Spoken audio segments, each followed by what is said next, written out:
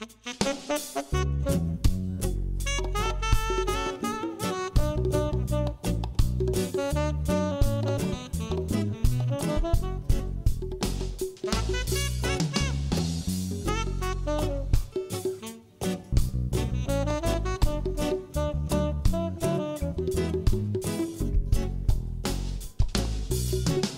sommes unis dans la famille, car Dieu nous lie à toujours par une chaîne d'amour.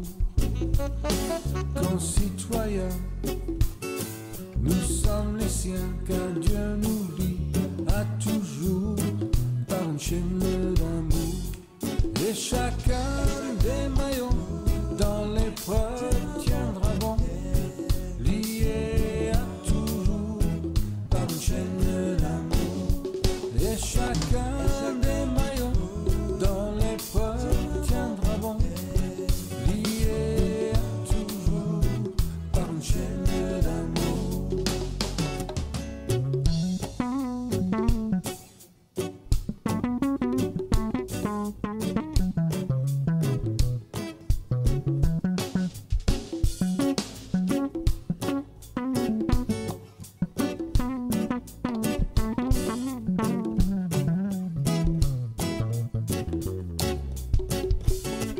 Nous sommes unis dans la famille, car Dieu nous lie à toujours par une chaîne d'amour. Concitoyens, nous sommes les siens, car Dieu nous lie à toujours par une chaîne d'amour. Et chacun des maillons dans l'épreuve tiendra bon, lié à toujours par une chaîne d'amour. Et chacun des maillons dans l'épreuve tiendra bon, lié à toujours par une chaîne d'amour.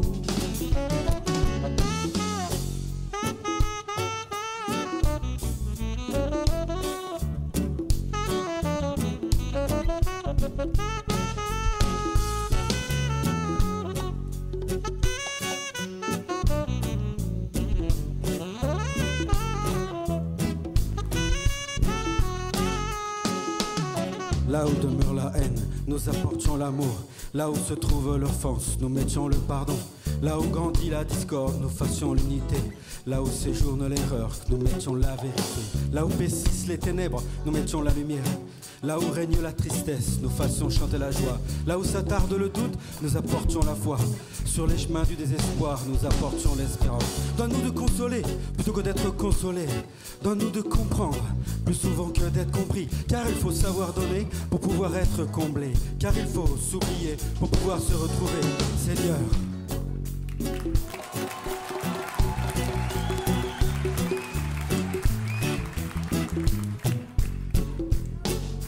et chacun des maillons dans l'épreuve tiendra bon, lié à toujours par une chaîne d'amour. Et chacun des maillons dans l'épreuve tiendra bon, lié à toujours par une chaîne d'amour.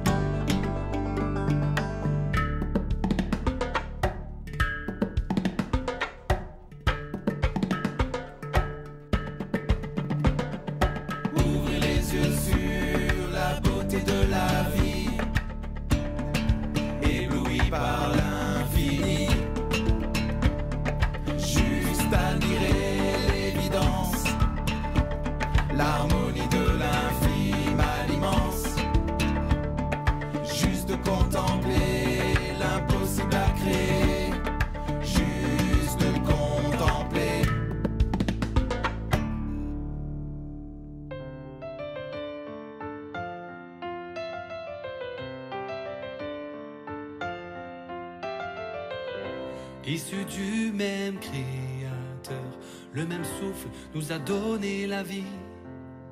Tous aussi perdus, tous aussi pécheurs, nous avons eu la chance qui nous attire à lui. Il nous a trouvés si précieux qu'il a choisi de quitter les cieux. Malgré sa colère, notre rébellion, il est venu payer la rançon. Nous n'avons qu'un seul Père, nous n'avons qu'un Sauveur qui pour nous s'est offert quand nous étions indignes et pécheurs. Nous n'avons qu'un seul roi, nous n'avons qu'une seule foi. Au pied de la croix se brise ce qui nous divise. Nous sommes une seule église.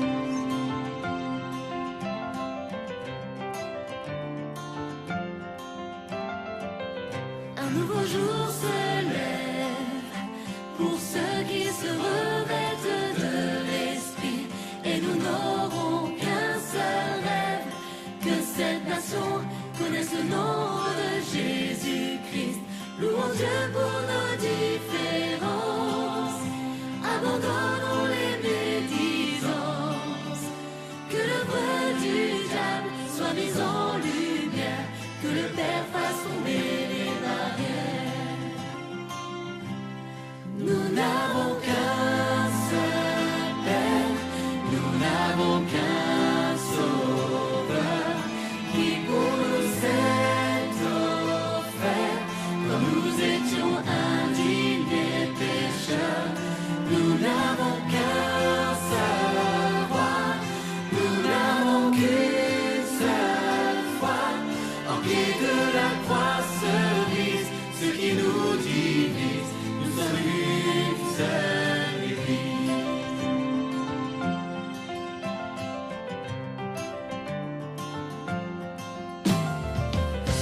Les élus de tous les temps, avec les anges et le Christ ici présent, passeront l'éternité ensemble à l'adorer. Alors dès maintenant vivrons dans l'unité. On verra que nous sommes ses disciples, à l'amour qui nous unira. Nous n'aurons qu'un seul but, élever Jésus, et que son salut soit répandu. Nous n'avons qu'un seul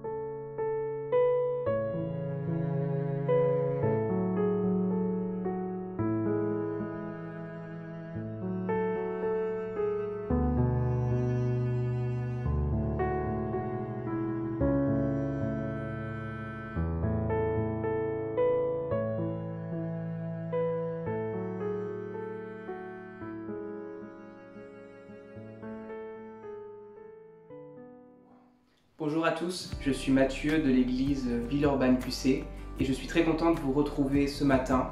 Soyez les bienvenus. J'ai à cœur de vous partager un texte biblique ce matin. Il se trouve dans Ézéchiel au chapitre 36.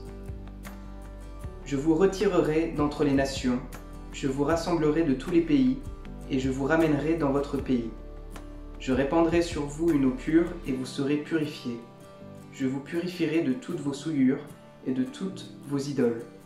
Je vous donnerai un cœur nouveau et je mettrai en vous un esprit nouveau.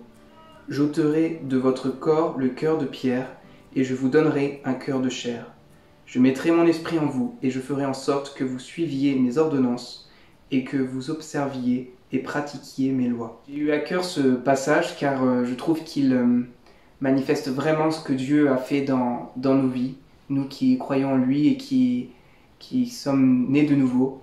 Et Dieu a vraiment mis un cœur nouveau en nous pour que nous puissions vivre dans ses projets et répandre l'amour qu'il a pour nous.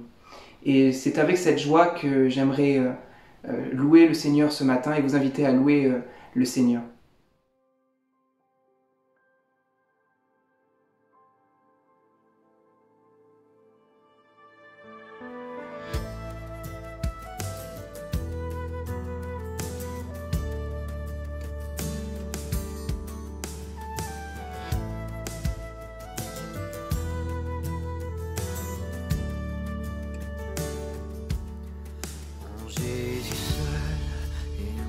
Espoir, lui ma lumière, ma force, mon chant, pierre angulaire, solide rempart, même quand l'orage devient violent.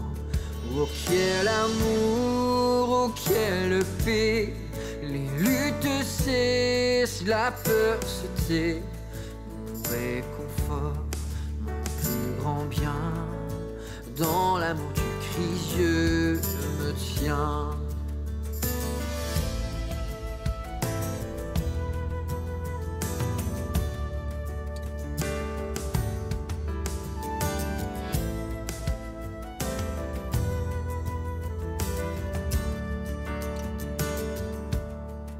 En Jésus seul, Dieu s'est fait chair, dans un enfant auquel mystère, d'amour, de sainteté, aïe par ceux qu'il vint sauver. Jusqu'à la croix, il s'est livré, sur lui la colère est tombée. Tous mes péchés, il les a pris, par l'amour de Jésus, je vis.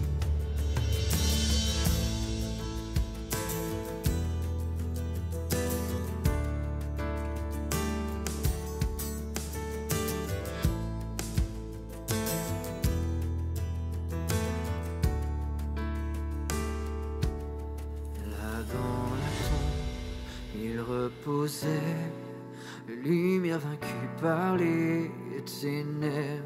Quel jour glorieux, il apparaît, d'entre les morts il se relève.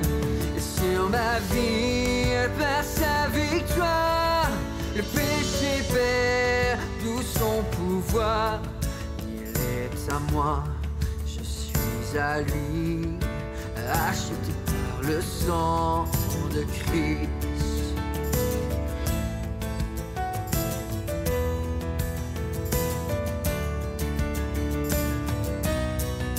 Je vis en paix, je meurs sans crainte, gardé par la puissance de Christ.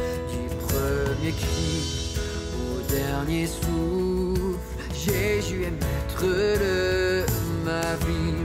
Les plans des hommes ou du malin ne peuvent m'arracher de sa main. Et qu'il revienne, me rappelle, par la force du Christ je tiendrai.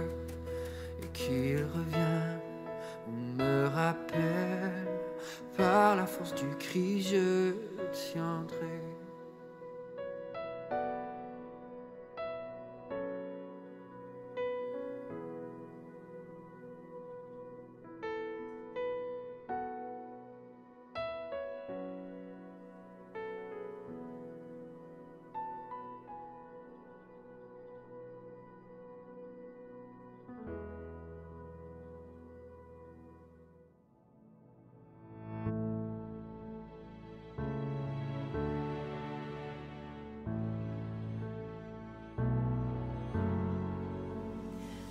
je crains d'abandonner, Christ me gardera. Quand Satan vient me tenter, il me gardera. Sur ce chemin sans son aide, je ne tiendrai pas. Mon amour est souvent tiède, il me gardera. Il me gardera, il me gardera, car mon Sauveur m'aime tant, il me gardera.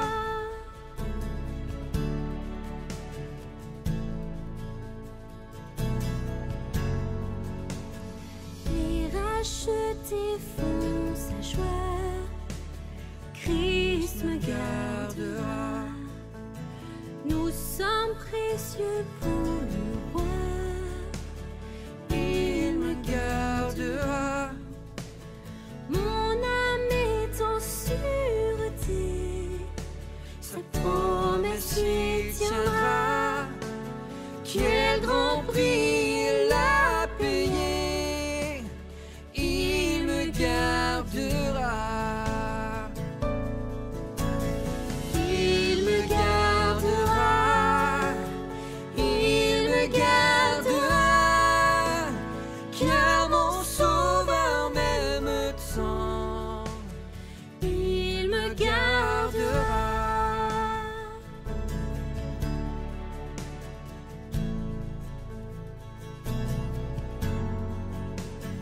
Il a souffert pour ma vie, Christ me gardera.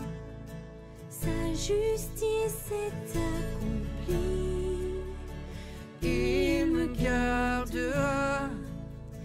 Avec lui ressuscité, il me gardera.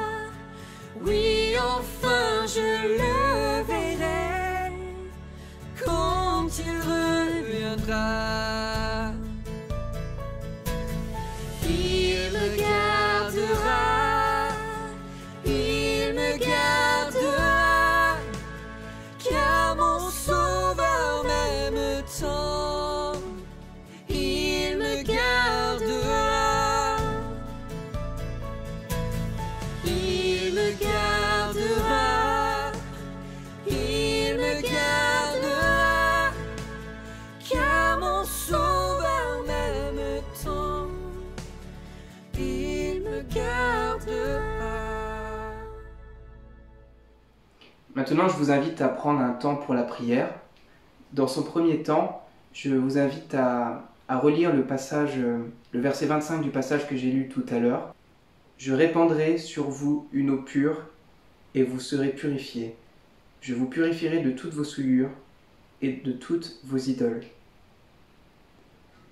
Pendant ce temps, je vous invite à rendre grâce à Dieu pour tout ce qu'il a fait dans votre vie, ce qu'il a changé dans votre cœur, et peut-être aussi réfléchir à ce qui peut encore changer, ce qui peut encore travailler pour nous rendre en fait encore plus semblables à Christ.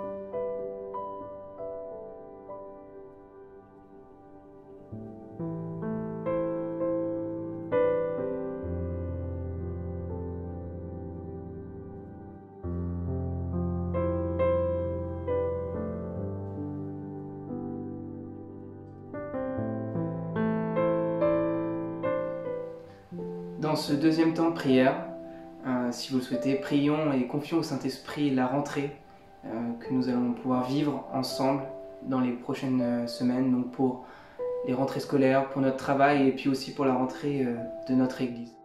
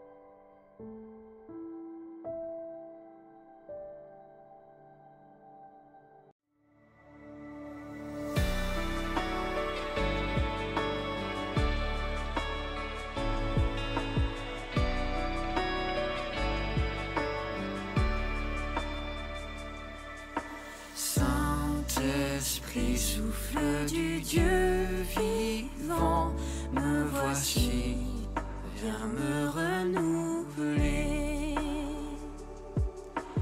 Produis en moi un vrai changement par la présence du ressuscité. Que ta parole prenne vie en moi. Je ne vois pas, donne-moi la foi et que j'aspire à ta pureté. Saint-Esprit, viens me renouveler.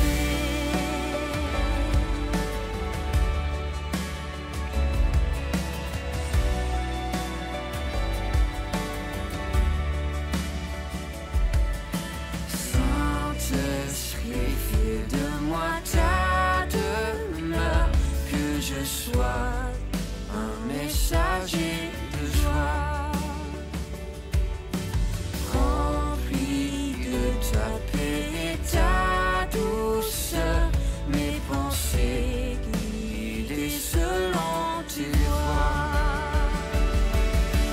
Les mains tournées vers la bienfaisance, un amour qui couvre toute offense, des efforts fruits de grâce et de foi, souffle saint que Jésus est roi.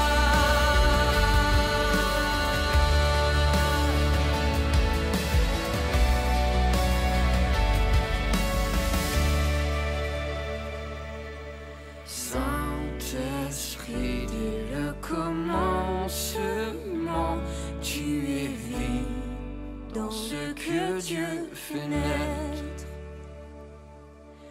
Montre encore ici-bas ta puissance, que l'Église cherche à mieux te connaître. Saint-Esprit, dès le commencement,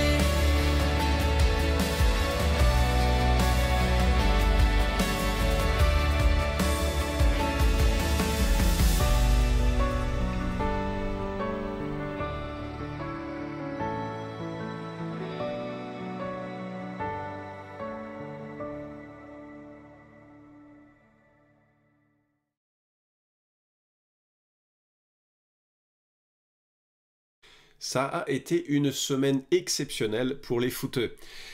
L'OL s'est payé la City de Manchester 3-1 avant de s'incliner devant le Bayern de Munich 3-0. Si vous avez entendu des cris de lamentation cette semaine dans les rues de Lyon, c'est à cause de ce second match. Mais pour les Français, l'honneur est sauf.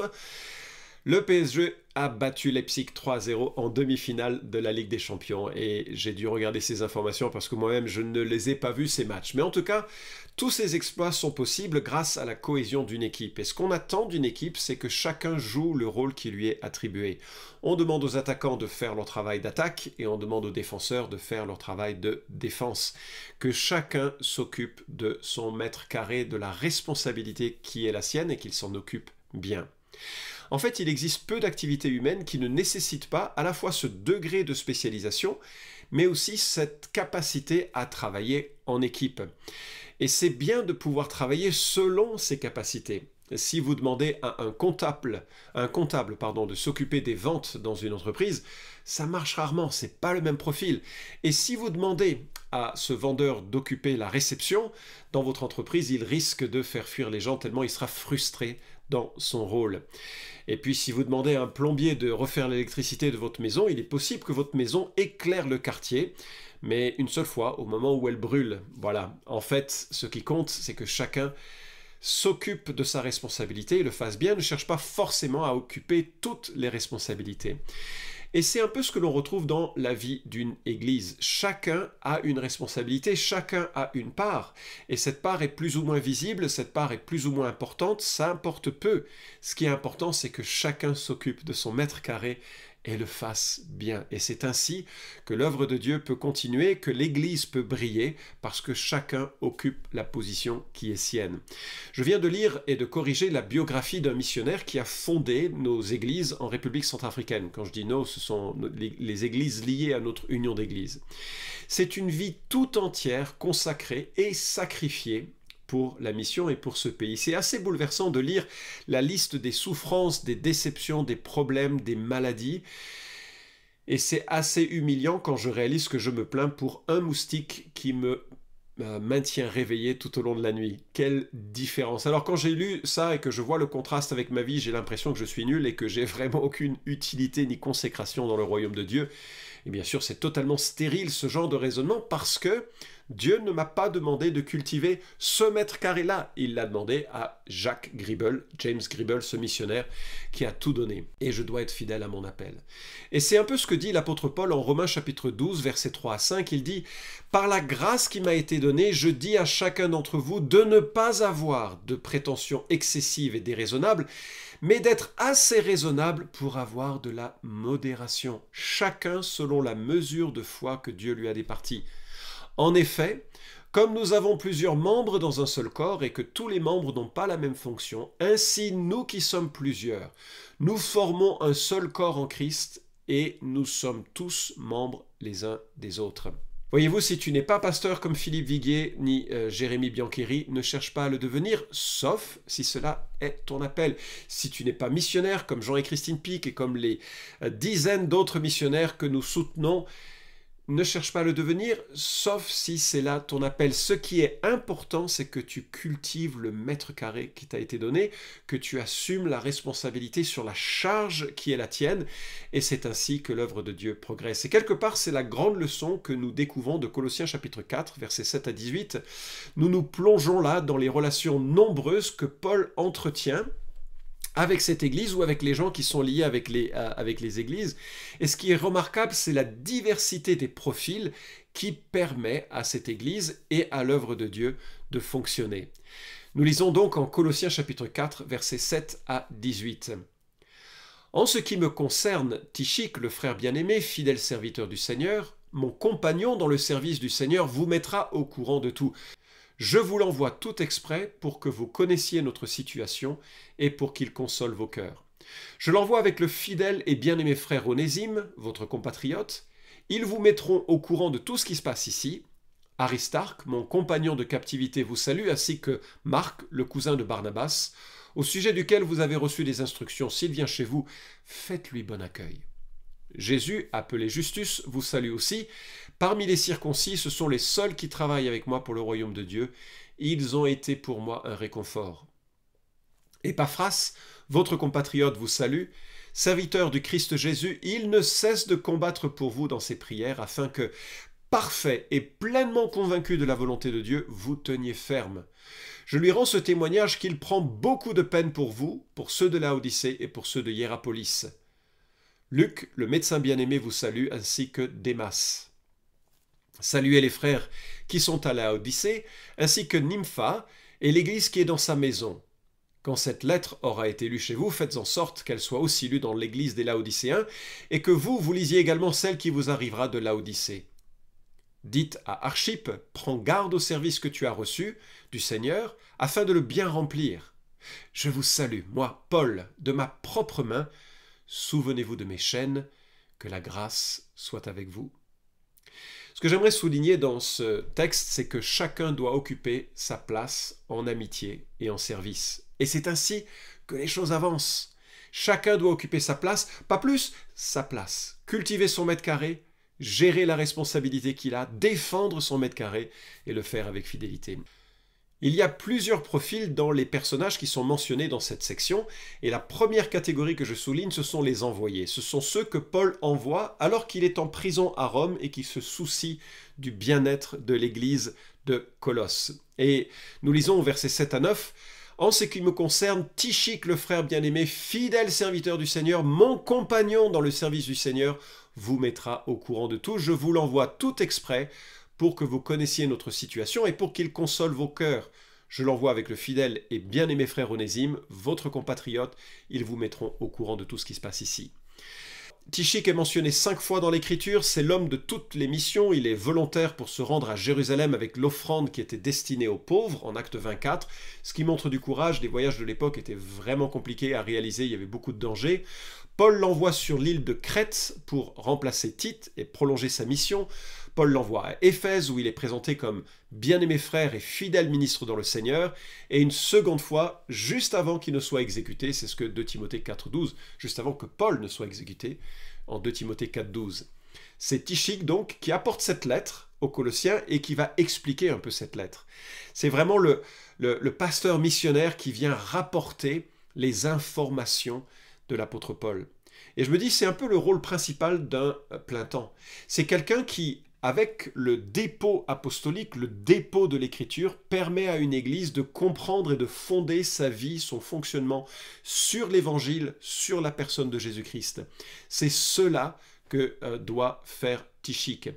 Et il est accompagné d'Onésime. Alors l'histoire d'Onésime est touchante parce que c'est un homme de Colosse qui était esclave. Un esclave qui a volé son maître, Philémon, et qui est parti se réfugier dans la foule de Rome, et on ne sait pas par quelles circonstances il a rencontré Paul, il s'est converti, et il est devenu un proche de Paul. Et si vous lisez la lettre de Philémon, vous voyez à quel point, qui a probablement été amené par la même occasion, vous voyez à quel point Paul essaye de faire peser sur Philémon la charge de l'évangile pour qu'il se montre plein de miséricorde et plein de bienveillance à l'égard d'Onésime. Je ne sais pas si vous réalisez à quel point c'est explosif et révolutionnaire ce qui se passe ici. Vous avez un esclave, un moins que rien, un objet au regard de la loi et des coutumes romaines. C'est assez terrible la situation d'un esclave. Et Paul en parle ici comme un fidèle et bien-aimé frère. Et Paul demande à ce qu'il soit bien accueilli. Et il n'y a pas de militantisme sociétal dans l'Église que nous trouvons, mais il y a un militantisme par l'exemple. Notre vie professionnelle, politique si nous sommes impliqués en politique, sociétale, doit refléter l'Évangile, et c'est ainsi qu'une société est révolutionnée. Lorsque des patrons jouent le rôle de patron selon Christ, lorsque des employés jouent le rôle d'employés selon Christ, chacun selon le mètre carré que Dieu lui a donné. En tout cas, je trouve que la manière dont Paul veut que l'Église honore Onésime est quelque chose qui me rappelle 1 Corinthiens chapitre 12, qui nous montre que ce sont les membres du corps qui paraissent être les plus faibles, qui sont nécessaires, et ceux que nous estimons être les moins honorables du corps, nous les entourons d'un plus grand honneur. Ainsi, nos membres les moins décents sont traités avec le plus de décence, tandis que ceux qui sont décents n'en ont pas besoin. Dieu a disposé le corps de manière à donner plus d'honneur à ce qui en manquait, afin qu'il n'y ait pas de division dans le corps, mais que les membres aient également soin les uns des autres.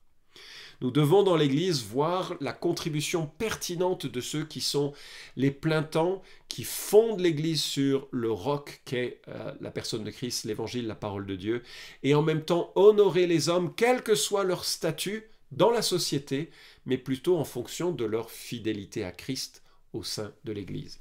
Deuxième profil, deuxième catégorie que nous trouvons dans ce texte de salutation, les encourageurs. Les versets 10 et 11. « Aristarque, mon compagnon de captivité, vous salue, ainsi que Marc, le cousin de Barnabas, au sujet duquel vous avez reçu des instructions. S'il vient chez vous, faites-lui bon accueil. Jésus, appelé Justus, vous salue aussi. Parmi les circoncis, ce sont les seuls qui travaillent avec moi pour le royaume de Dieu. Ils ont été pour moi un réconfort. » C'est formidable de trouver des gens qui sont un réconfort pour l'apôtre Paul. Vous connaissez l'intensité de vie de Paul. Il ne devait pas trop passer des soirées sur Netflix, notre ami. Et il y a autour de lui des gens qui l'encouragent, qui le fortifient dans son œuvre. Et les voilà mentionnés, Aristarque, Marc, Justus. Aristarque, c'est l'homme qui est là dans les coups durs. Il est présent lors des émeutes à Éphèse, il se fait rouer de coups. Il est présent à Jérusalem lors de l'emprisonnement qui mènera Paul à Rome, et c'est trop bien d'avoir des frères qui sont là quand les choses vont mal. Marc, c'est le cousin de Barnabas. Alors Marc, c'est assez particulier parce qu'il faisait partie du premier voyage missionnaire à cause de son affiliation à Barnabas, et puis il a abandonné. Ça devait être trop dur, on ne sait pas trop pourquoi en fait, il a abandonné l'équipe missionnaire. Et lorsque Barnabas voulait le réembaucher pour une deuxième aventure, Paul s'y est opposé. Le conflit a été si aigre qu'ils se sont séparés. Mais ce qui est magnifique, c'est que Marc et Paul se sont réconciliés, alors que Barnabas, on ne sait pas ce qu'il est devenu. Mais Paul et Marc se sont réconciliés, probablement grâce à l'aide de l'apôtre Pierre. Et je me dis, Pierre, c'est un homme qui a chuté et qui a connu la grâce d'être rétabli. Et probablement qu'il est très sensible à ces hommes et ces femmes qui font des faux pas, comme probablement nous tous, et qui avons besoin de grâce encore, et qui a permis que Marc remette le pied à l'étrier, et que Dieu va d'ailleurs utiliser, puisque c'est lui qui est l'auteur de l'évangile de Marc, conduit probablement en tant que secrétaire de l'apôtre Pierre. Bref, ce qui est touchant, c'est que l'on voit ces hommes qui sont là et qui n'abandonnent pas. Et apparemment, ils étaient rares ceux qui n'abandonnaient pas. On trouve plein d'autres gens qui ont abandonné leur marche avec Jésus. On va bientôt parler de Démas. Et je remarque combien des encourageurs dans la vie, c'est tellement nécessaire. Et je ne sais pas si vous pouvez immédiatement faire une liste sur un petit bout de papier, là, griffonner 2 ou 3 noms, ou simplement prier pour ça. De temps en temps, je prie, Seigneur, à qui je peux écrire un petit mot d'encouragement, à qui je peux écrire un petit mot en disant je prie pour toi, puis bien sûr, je me mets à prier pour eux. Un petit WhatsApp, un petit quelque chose qui dit que la personne est importante à nos yeux. Les encourageurs sont clés. Ecclésiaste 4, 9 à 12 nous dit « 2 valent mieux qu'un parce qu'ils retirent un bon salaire de leur travail, car s'ils tombent, l'un relève son compagnon, mais malheur à celui qui est seul et qui tombe, sans avoir un second pour le relever.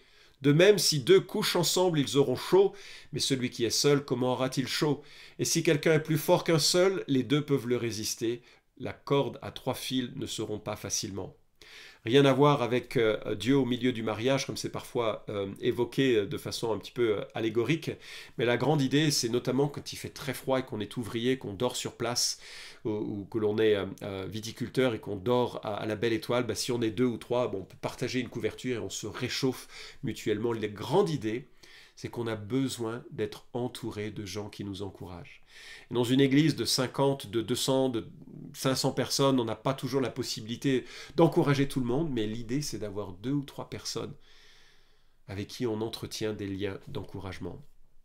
Troisième catégorie, les intercesseurs. Les versets 12 à 13. « Épaphras, votre compatriote, vous salue. Serviteur du Christ Jésus, il ne cesse de combattre, ou bien littéralement d'agoniser pour vous dans ses prières, afin que parfait et pleinement convaincu de la volonté de Dieu, vous teniez ferme. Je lui rends ce témoignage qu'il prend beaucoup de peine pour vous, pour ceux de Laodicée et pour ceux d'Hiérapolis. » La prière est l'ingrédient essentiel du ministère et je le constate, un enfant pauvre dans ma vie. Et je sais que c'est le cas de tellement de personnes qui se disent « je pourrais prier davantage ». Alors on a chacun nos habitudes, certains commencent par un temps prolongé de prière le matin, certains ont plusieurs périodes de prière, certains prient spontanément au volant, sous la douche, le soir. Peu importe les moyens, mais c'est vraiment important de pouvoir intercéder pour nos églises, pour combattre que le Seigneur devienne central dans la vie de tous ceux et de toutes celles qui en font partie, et que cela déborde autour de l'Église pour ceux et celles qui s'intéressent à l'Évangile. Je vous ai parlé de ce témoignage que je lisais de la vie et de l'œuvre de Jacques Gribel. Figurez-vous qu'après la Première Guerre mondiale, le territoire de la Centrafrique a été confié aux Français. Donc les Français dirigeaient ce petit pays, ce grand pays en fait, d'Afrique centrale. Alors quelle est la caractéristique de l'administration française? En un mot, j'espère que vous l'avez trouvé immédiatement, c'est la bureaucratie. La bureaucratie, ça caractérise dans le monde entier l'administration française. À tel point que nos amis, quand ils devaient faire un voyage, ils devaient demander une autorisation avec le papier dûment tamponné, dûment signé, une tradition que l'on retrouve encore dans les pays francophones africains. C'était une exigence. Et donc, les Gribel et la petite équipe qu'ils formaient, pour chaque décision, notamment pour aller se rendre dans une ville, ouvrir une station missionnaire, construire un bâtiment, construire une école, construire un orphelin, chaque chose devait faire l'objet d'une tractation avec le gouvernement français. Évidemment, c'était sans Internet, donc des mois et des mois d'attente pour obtenir la réponse de Paris. Qu'est-ce que faisaient nos amis? Je vous lis l'extrait d'un courrier que Jacques a écrit. Sauf lorsque nous sommes interrompus par des déménagements, des constructions, des maladies, nous prions sincèrement chaque jour de 9h à 11h et de 14h à 15h30. Et le soir, pour que l'Évangile se propage sur cette terre. Pendant ces temps de prière, le Seigneur nous donne l'assurance que celui qui a été fidèle le sera encore, et notre rôle est de l'attendre dans la prière jusqu'à ce qu'il fasse le travail. Je suis époustouflé par l'engagement à la prière de ses frères. Cette lutte, ce combat, ce travail, ce ministère, ce service. Est-ce pour cela qu'aujourd'hui, il y a dans ce pays presque 500 000 disciples de Jésus, ou en tout cas chrétiens, liés à nos églises, dans 3500 églises. Un travail exceptionnel qui a été réalisé, et tous, bien sûr, ne sont pas des authentiques disciples de Christ. Il y a des gens qui sont chrétiens par tradition, mais même avec cela, c'est extraordinaire ce qui s'est fait. Peut-être c'est parce que des hommes et des femmes ont prié avec autant d'ardeur. Quatrièmement, les compagnons. Luc, le médecin bien-aimé, vous salue, ainsi que Démas. Ils forment la garde rapprochée, les compagnons, les potes, les amis, ceux qui voyagent avec.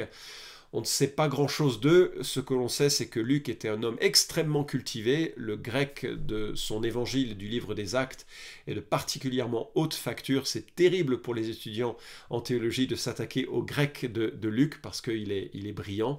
Et c'est un homme que même le professeur Albright, un archéologue du siècle dernier, qualifiait de plus grand historien de tous les temps, tellement les descriptions, les titres de son évangile et du livre des Actes sont pertinents et précis. Alors il va passer beaucoup de temps avec Paul. Nous regardons, nous identifions d'ailleurs les moments où il était avec Paul dans le livre des Actes, lorsque il écrit « nous ». Ben oui, il se sent impliqué à ce moment-là, enfin il est impliqué, donc il écrit « nous ». Il a passé beaucoup de temps, et en tant que médecin, alors que Paul était souvent malade, il avait une maladie des yeux, semble-t-il, c'est ce que nous lisons en Galates. En 2 Corinthiens 11, il dit « c'est quand je suis faible que je suis fort ». En fait, le terme grec, c'est quand je suis malade.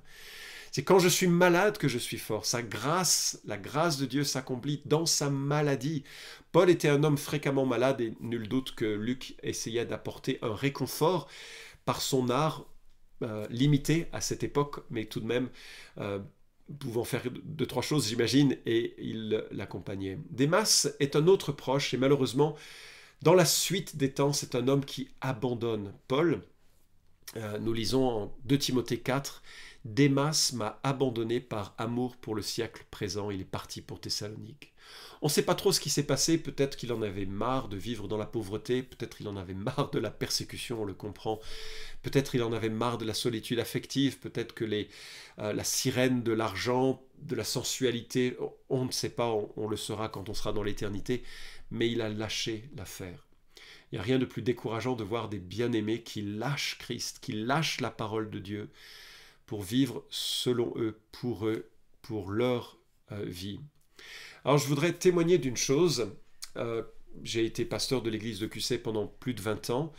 Et si j'ai tenu dans les hauts et les bas que nous avons connus en tant qu'église, au travers aussi de mes propres erreurs et parfois de mes péchés, c'est grâce aux compagnons que j'ai trouvés dans cette église. Il y a des amis qui me sont chers et qui ont été pour moi à occuper ce mètre carré en quelque sorte de l'amitié et qui l'ont fait avec fidélité et ça m'a permis parfois de sortir d'ornières et de progresser. Et je sais que c'est le cas pour beaucoup d'entre nous. Nous avons besoin d'être un ami pour d'autres et nous avons besoin d'amis dans nos vies. Alors on n'a pas besoin d'avoir des milliers d'amis sur Facebook, mais d'avoir 2 ou 3 personnes pour qui le compagnonnage est une chose qui est importante et qui est cultivée. Et puis versets 15 et 16, on a cette multitude de frères et sœurs.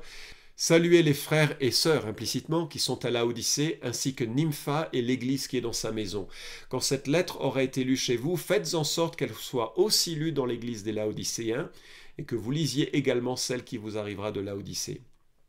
La lettre de Laodicée a été perdue, elle n'était pas inspirée du Saint-Esprit, elle n'a pas trouvé son chemin dans nos Bibles. Mais ce que je remarque ici, c'est ces frères et sœurs en abondance qui forment le corps du Christ, à la gloire du Christ, qui forment l'ossature qui permet à l'évangile de se répandre et de témoigner pour toucher les villes qui ont été mentionnées, Hiérapolis un peu plus tôt, Laodicée ici, que l'on va retrouver d'ailleurs en Apocalypse chapitre 2 et 3, où des églises se sont forgées parce qu'il y a eu des implantations qui sont nées à la fois de l'église d'Éphèse et d'autres églises. Ce que je remarque aussi, c'est qu'il y a là une femme, et c'est une deuxième révolution qui est présente dans ce texte. Il y a là une femme qui est honorée pour son rôle, elle accueille l'église dans sa maison, et on ne sait pas quelle est la nature de cet accueil, probablement que c'était une femme riche qui avait les moyens, peut-être était-elle veuve, peut-être était-elle plutôt la seule croyante dans son couple, on ne sait pas. Mais elle accueille l'église dans sa maison, elle a un rôle clé. Et l'église, c'est pas simplement ce qui se passe dans une grande réunion, dans une salle dédiée à cela. L'église, c'est l'assemblée des hommes et des femmes qui aiment Dieu. Et voilà qu'elle avait un rôle spécifique. Elle est honorée comme membre contributrice à l'œuvre de Dieu. Et c'est fondamental. Et j'espère que lorsqu'on mange un petit morceau autour d'une table et que l'on forme une église de maison, ceux et celles qui accueillent sont là pour offrir de l'amour, offrir de l'hospitalité, offrir un encouragement, et cela permet à l'Église de fonctionner. 6e catégorie, verset 17, dites à Archippe, prends garde au service que tu as reçu du Seigneur afin de le bien remplir. Archippe, on ne sait pas ce qu'il est, peut-être un pasteur, peut-être un évangéliste, peut-être un missionnaire, certainement l'un des anciens. En tout cas, quelle que soit sa fonction et son don spirituel, pour lui comme pour nous, il y a cette exhortation, prends soin de ton service. Prends soin de ton mètre carré. Cultive bien le rôle qui est tien. À vous qui êtes berger d'une église de maison, enseignant d'une école du dimanche, diacre, ancien professeur des écoles, commercial dans une entreprise, secrétaire, assistante, artisan, prends garde au service que tu as reçu du Seigneur, à la vocation que Dieu t'a adressée, professionnelle, humaine, personnelle. Prends garde à cela. Bien-aimés, chacun d'entre nous, on a notre mètre carré. Quelle est notre place? Si tu es mère d'enfants en bas âge, quel beau mètre carré, ça va si tu es fidèle avec ça. Si tu es célibataire et que tu es fidèle à nouer des relations encourageantes pour toi comme pour ceux que tu cherches à encourager, à aimer Christ et à le servir dans l'Église, quel beau mètre carré. Si tu es marié et que tu vis pour le bien de ton conjoint avec les sacrifices que ça implique, et les joies que ça implique, et que ça doit aussi se vivre dans un contexte réciproque, quel beau témoignage pour l'Évangile et pour la famille. C'est un beau mètre carré à tenir. Si tu as un mètre carré dans une entreprise, quel que soit ton rôle, c'est significatif. Si tu es un peu geek ou technicien et que tu veux t'engager pour aider les pauvres pasteurs que nous sommes à formater des éléments qui peuvent être mis en ligne dans un temps de distanciation sociale, c'est un beau mètre carré. Si tu aimes les enfants et que ton cœur saigne pour qu'ils connaissent l'Évangile, c'est un beau mètre carré de s'impliquer dans des camps, dans l'enseignement des enfants. Tu vois ce que je veux dire? Et effectivement, nous sommes là dans une église avec cette solidarité. L'apôtre Paul conclut « Je vous salue, moi, Paul, de ma propre main », vraisemblablement qu'un secrétaire avait écrit sa lettre et qu'il venait là pour signer, pour l'authentifier ainsi et pour montrer que c'était bien lui. Souvenez-vous de mes chaînes, que la grâce soit avec vous. Nous devons être solidaires de Paul, solidaires de tous ceux et toutes celles qui prennent part à l'œuvre de Dieu, solidaires les uns des autres, et c'est magnifique de voir les choses se vivre ainsi. Alors, Christ, la force de nos équipes. En fait, je réalise à quel point l'Église et cette équipe de foot dont j'ai parlé au départ, peut-être que la métaphore n'est pas la plus appropriée, celle qui est la plus fréquente, c'est celle du corps. Et voilà que nous sommes avec le besoin de muscles, d'organes, de membres, d'artères, de veines. Chacun est nécessaire pour le bon fonctionnement de l'Église. Quelque part, nous ne servons pas l'Église ou nous ne nous servons pas les uns les autres pour que ce soit un club qui marche, mais que parce que nous avons ce sentiment d'être connectés à la personne de Christ, que nous avons ce sentiment que Christ nous a adoptés, non pas pour que nous soyons simplement remplis de grâce, mais pour que, ayant bénéficié de sa grâce, nous l'aimions de tout notre cœur et que nous sentions qu'il nous place sur cette terre avec un rôle, 1 mètre carré à gérer. Il nous demandera des comptes de ce mètre carré. Mais c'est parce que Christ nous a sauvés, parce qu'il nous a impliqués dans une grande mission quelque part, que nous pouvons réaliser la pertinence d'être impliqués sur cette terre. Il y a parfois des sacrifices, certains d'entre nous en font de plus grands que d'autres. Parfois la maladie, les souffrances, les difficultés font obstacle à notre consécration. Dieu le sait, l'essentiel c'est que nous soyons fidèles à notre mètre carré.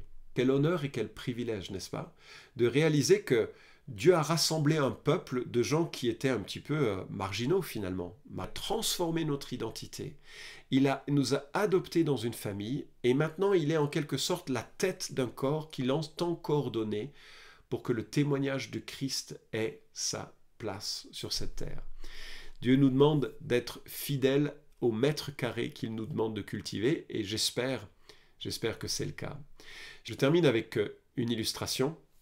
C'est l'illustration d'un homme conférencier important qui a écrit plusieurs livres et qui donnait une conférence dans un grand hôtel qui accueillait, je crois, plusieurs centaines, peut-être plusieurs milliers d'individus. Cet homme était attendu et voilà que, alors qu'il arrive avec ses valises, il y a un employé de l'hôtel qui lui prend ses valises poliment, qui lui emmène ses valises dans sa chambre, qui reçoit un pourboire pour cela. Et puis notre homme fait sa conférence et au moment de partir, le même homme était là, lui descend ses valises, met les valises dans la voiture qui l'emmenait à l'aéroport et lui dit « Monsieur, je voulais juste vous dire combien j'ai prié pour vous, que cette conférence soit une bénédiction pour ceux et pour celles qui étaient présentes. » Avec un grand sourire. Et notre orateur disait « Waouh, cet homme-là sera probablement la raison du succès de cette conférence plutôt que moi-même. » Et en fait, il le disait avec beaucoup d'humilité, probablement que cet homme sera honoré dans le ciel parce qu'il a eu peu d'honneur sur cette terre, bien plus que les orateurs qui sont honorés dans leurs conférences et leur appréciation publique aujourd'hui. Et je crois qu'il témoigne d'une vue juste. Ce qui compte, ce n'est pas ce qui est visible, mais c'est la fidélité à ce que Dieu nous demande de faire. Et je prie que nous soyons fidèles tout autant que nous sommes dans les dons spirituels, dans le soutien des missionnaires, dans le soutien des pasteurs, dans l'encouragement du ministère, dans le mètre carré que Dieu nous donne. Peut-être c'est simplement pour être l'ami de quelqu'un d'autre. Et que cela nous donne la joie de servir Christ parce que c'est comme ça qu'il nous a câblés et que c'est pour sa gloire. Ce texte nous enseigne, je crois, que chacun occupe bien sa place en amitié et en service. J'espère que c'est ton cas. Dieu et Père, je prie que tu nous remplisses de ton esprit, que tu nous rendes compétents et capables de te servir au sein de l'Église de Jésus-Christ. Donne-nous d'être fidèles à l'appel spécifique que tu nous donnes. Ouvre nos yeux peut-être sur les autres opportunités que nous pourrions avoir, mais déjà donne-nous d'être fidèles dans les petites choses que tu nous donnes. Merci Seigneur de nous avoir sauvés. Merci Seigneur pour les églises que nous formons, pour les implantations que nous avons pu voir naître. Nous prions qu'il y en ait d'autres et nous prions que nous soyons fidèles à proclamer l'Évangile dans la région dans laquelle tu nous places. En Christ et pour ta gloire. Amen. Merci Florent pour ce message qui nous édifie et qui nous donne des clés pour vivre cette semaine. Nous allons chanter un dernier chant qui s'appelle Happy Day et qui permet de dire notre joie et notre reconnaissance à Dieu pour ce qu'il fait dans notre vie.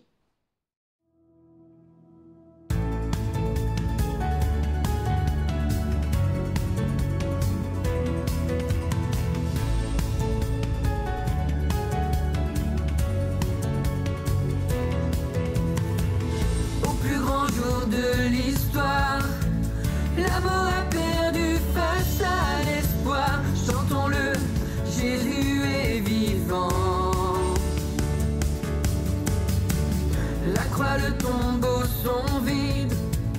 La vie éternelle en nous réside. Proclamons, Jésus est vivant. Oui, vivant.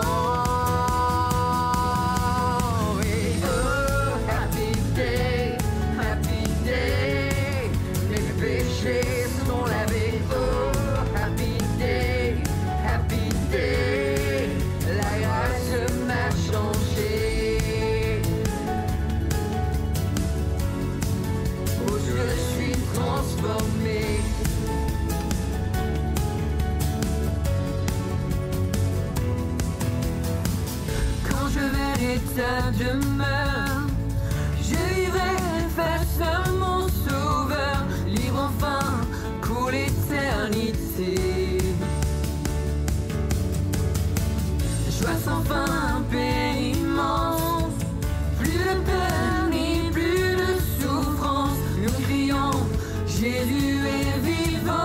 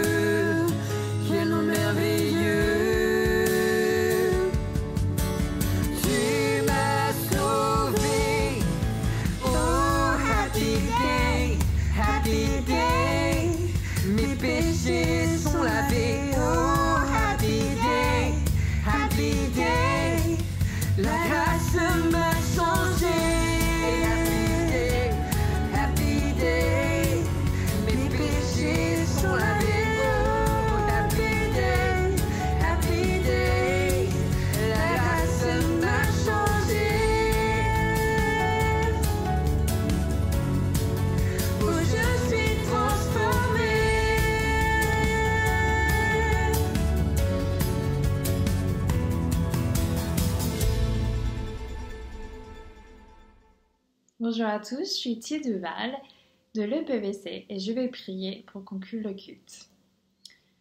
Seigneur, on te remercie pour ce matin que tu nous as donné ce moment de louange, ce moment de t'adorer, d'apprendre plus de toi. Merci pour ta parole qui nous éclaire, qui nous donne le sens de notre vie, qui nous apprenne comment vivre. Je te prie de garder chacun et chacune pendant cette semaine, qu'on puisse rappeler de toi, de qui tu es et de tes bienfaits envers nous. Au nom de Jésus. Amen. Bon dimanche. Le culte touche à sa fin. Merci beaucoup d'avoir passé ce temps de prière et d'édification avec nous. Je vous souhaite une bonne semaine, si c'est la rentrée au travail ou à l'école. Et j'aimerais terminer avec ce dernier verset qui se trouve dans Éphésiens, au chapitre 6. Que la grâce soit avec vous qui aimez le Seigneur Jésus-Christ d'un amour inaltérable. Bonne semaine à tous et soyez bénis.